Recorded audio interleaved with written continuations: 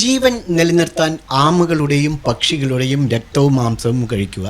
അവസാനം വിശപ്പ് സഹിക്കാനാകാതെ അത്രയും നാൾ കൂടെയുണ്ടായിരുന്ന ഒരു കൂട്ടുകാരൻ്റെ മരണശേഷം ആ മൃതദേഹം പച്ചയ്ക്ക് ഭക്ഷിക്കുക. നമുക്കിതൊന്നും കേൾക്കാൻ പോലും കഴിയുന്നില്ല അല്ലേ? എങ്കിൽ നടന്ന ഒരു സംഭവമാണിത്.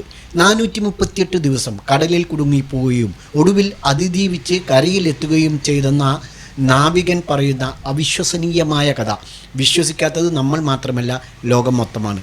ഹോളിവുഡ് സൂപ്പർ ഹിറ്റ് സിനിമയായ ടോം ഹാങ്ക്സിൻ്റെ കാസ്റ്റവേ സിനിമയെ വെല്ലുന്ന ജീവിതകഥയിൽ ജോസ് സാൽവഡോർ അൽവാരങ്ക എന്നയാളാണ് നായകൻ.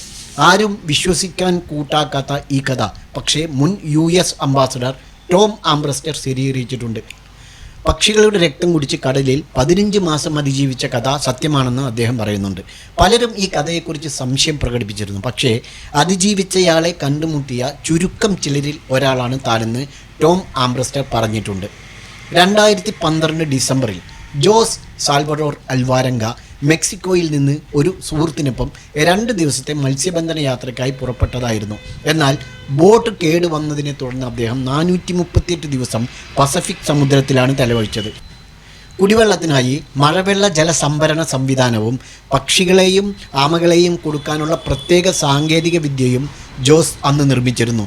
ടോം മാർഷൽ ദ്വീപുകളുടെ US അംബാസഡറായിരുന്ന കാലത്താണ് ജീവിതത്തിലെ തൻ്റെ ഭയാനകമായ അഗ്നിപരീക്ഷയ്ക്ക് ശേഷം ആദ്യമായി കുളിക്കുകയും എക്കാലത്തെയും വലിയ അതിജീവന കഥ അയാൾ ടോമിനോട് പറയുകയും ചെയ്തത്.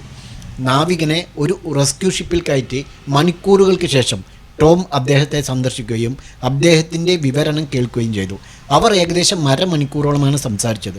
നിരവധി കാര്യങ്ങൾ സ്ഥിരീകരിച്ചിട്ടുണ്ട്.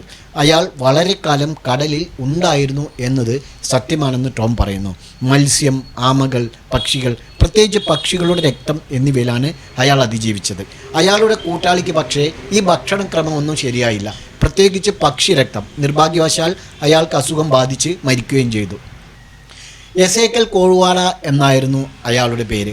അദ്ദേഹത്തിൻ്റെ മൃതശരീരം കുടുംബത്തിന് തിരികെ നൽകാനായി ജോസ് ഒരുപാട് കാലം സൂക്ഷിച്ചു വെക്കാൻ ശ്രമിച്ചു. പക്ഷേ കടുത്ത ഏകാന്തതയിലെ മാനസിക പ്രശ്നത്തിൽ മൃതദേഹം വെള്ളത്തിലേക്ക് എറിഞ്ഞു എന്നാണ് പറയുന്നത്. ഒരിക്കൽ ഒരു കപ്പൽ അയാളെ മറികടന്ന് പോവുകയുണ്ടായി എന്നും പറയുന്നു. കപ്പൽ അടുത്തപ്പോൾ ജോസിന് പ്രതീക്ഷ ഉണ്ടായിരുന്നു. എങ്കിലും ആ കപ്പൽ താൻ ഒരു തൊഴിലാളിയാണെന്ന് വിചാരിച്ച് അയാളെ കയറ്റാതെ പോയതാണ് എന്നും പറയുന്നു. അതേസമയം മരണപ്പെട്ടുപോയ 22കാരൻ്റെ കുടുംബം ജോസിനെതിരെ കേസ് കൊടുത്ത് രംഗത്ത് വന്നിരിക്കുകയാണ്. അതിജീവന കാലത്ത് സ്വന്തം ജീവൻ നിലനിർത്താൻ ജോസ് കോഡോബയെ ഭക്ഷിച്ചു എന്നാണ് ആരോപണം. 2015 കോഡോബയുടെ കുടുംബം ഈ കേസ് കൊടുത്തത്. ജോസിനെ അവർ നരഭോജി എന്നാണ് വിളിക്കുന്നത്. എസെക്കലിന് അസുഖം ബാധിക്കുന്നതുവരെ 2 പേരും ഒരുമിച്ച് ആമകളെയും പക്ഷികളെയും പിടിച്ചു കഴിച്ചിരുന്നു. ഒടുവിൽ അയാൾ മരിച്ചെന്നും ജോസ് പറഞ്ഞു. തൻ്റെ സുഹൃത്തിൻ്റെ മൃതദേഹം ദിവസങ്ങളോളം കപ്പലിൽ സൂക്ഷിച്ചിരുന്നതായി അയാൾ അവകാശപ്പെടുന്നു.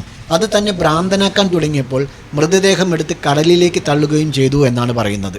ജോസിന് 438 ഡേയ്സ് എന്ന പുസ്തകത്തിൽ എല്ലാം വിവരിച്ചിട്ടുണ്ട്. ആവശ്യക്കാർക്ക് ഓൺലൈനിൽ ലഭിക്കുന്നതാണ്. വായിക്കാൻ ശ്രമിക്കുക.